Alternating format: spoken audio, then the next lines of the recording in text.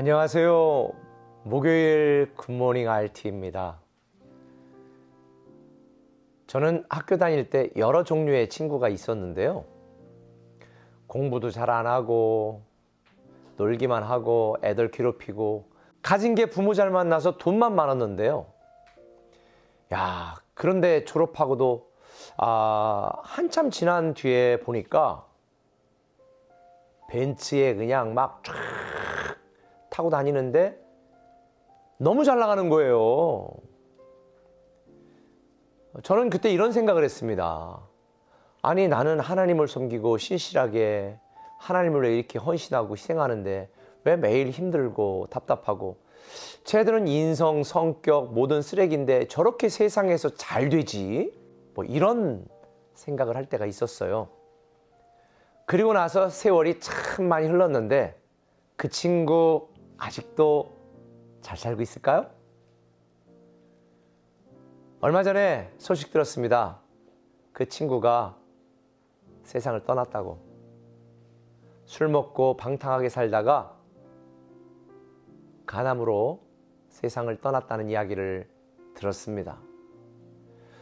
여러분은 이런 생각 해보신 적 없어요? 왜 악인들이 형통하는가? 나는 이렇게 성실하게 사는데 집 한 채 없이, 집 마련하려고 하면은 또 오르고 마련할 하면 또 오르고, 나는 이런데 저 사람은 사기도 치고 대충 살고 적당히 사는데 집이 몇 채씩 있어가지고 세금 어떻게 줄일까 고민하는 거 보면 너무 화가 나지 않아요? 오늘 본문에도 보니까 13절에 한 거룩한 사람이 하나님께 이렇게 하소연합니다. 내가 들은즉 한 거룩한 이가 말하더니 다른 거룩한 이가 그 말하는 얘기 묻되, 환상에 나타난 바 매일 드리는 제사와 망하게 하는 제사에 대한 일과 성소와 백성이 내준받으며 짓밟힐 일이 어느 때까지 이를꼬. 어느 때까지 이를꼬. 한 거룩한 사람이 다른 거룩한 사람에게 질문하는 거죠. 대체 이렇게 하나님의 사람들이 짓밟히고 하나님의 성도가 더럽힘을 받고 이 억울하고 괴롭고 고난이 대체 언제까지 지속될까? 그렇게 한탄하고 탄식하는 장면이 오늘 본문의 내용입니다. 악인들이 왜 형통하는가라는 질문에 대한 거, 제가 오늘 간단하게 두 가지로 결론을 내려드릴게요. 악인들의 형통은요, 가짜 형통입니다.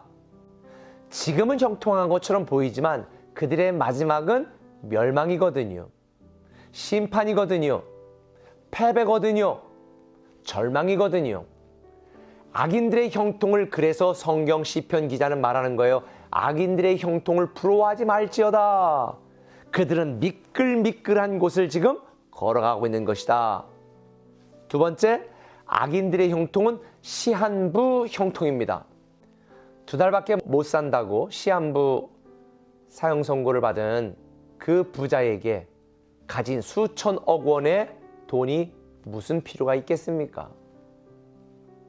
얼마 전에 한국에서 가장 부자였던 모 회사의 회장이 세상을 떠났잖아요.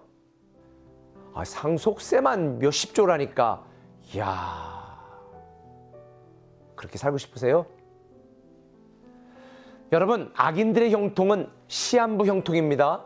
가짜 형통입니다. 그러니 악인들의 형통을 부러워하지 마십시오. 지금 우리가 그들처럼 갖지 못했거나 잘 되지 못하거나 형통은커녕 고난당하고 환난과 괴로움 속에 있다 할지라도 결국 이기시는 예수님이 우리 편이기 때문에 우리가 이깁니다. 이 잠깐 사는 이 세상이 끝나면 확실한 대권주자이신 예수 그리스도께서 재림하셔서 온 세상을 심판하시고 하나님 나라가 시작되어질 때에, 그때 우리의 결론, 우리의 새로운 인생의 시작은 축복입니다. 감동입니다. 감격입니다. 잔치입니다. 그러니 우리가 겪고 있는 잠깐의 고난과 가짜 실패, 가짜 불행, 두려워하지 마십시오. 우리가 승리하고 우리가 이기고 마지막에 우리가 웃게 될 것입니다. 그래서 우리는 믿음으로 인내하고 믿음으로 소망을 갖게 되어지는 거죠. 사실 이런 믿음으로 살아가는 게 쉽진 않아요. 머리는 알죠. 그런데 여러분의 삶의 현장에서 그렇게 살아가기는 쉽지 않죠.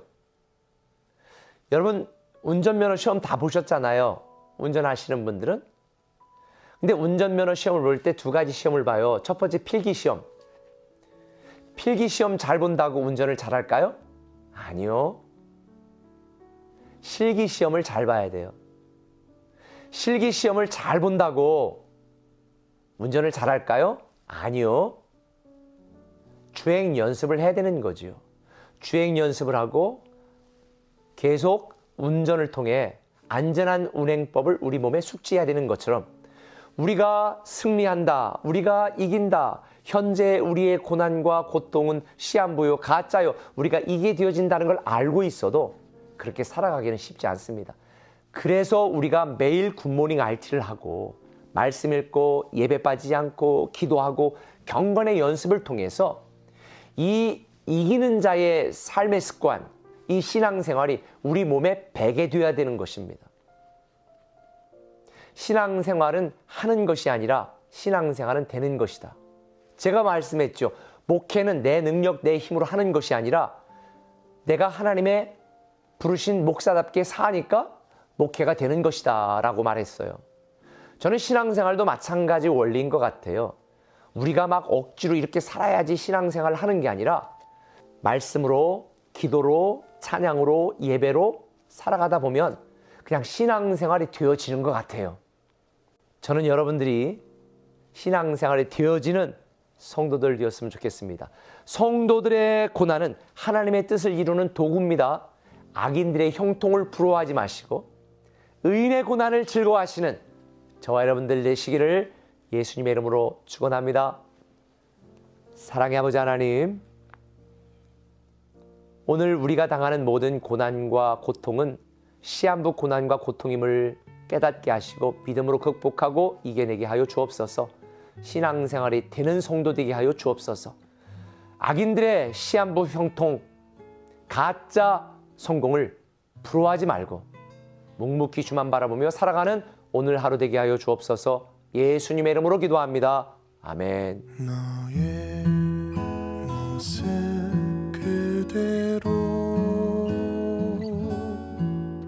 아픈 마음 그대로 나에게 다가와 줄래. 있는 그대로 너의 모습 그대로 솔직한 너 그대로 나에게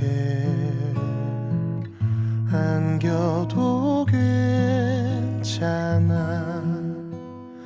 있는 그대로 너의 약함을 흉보지 않아.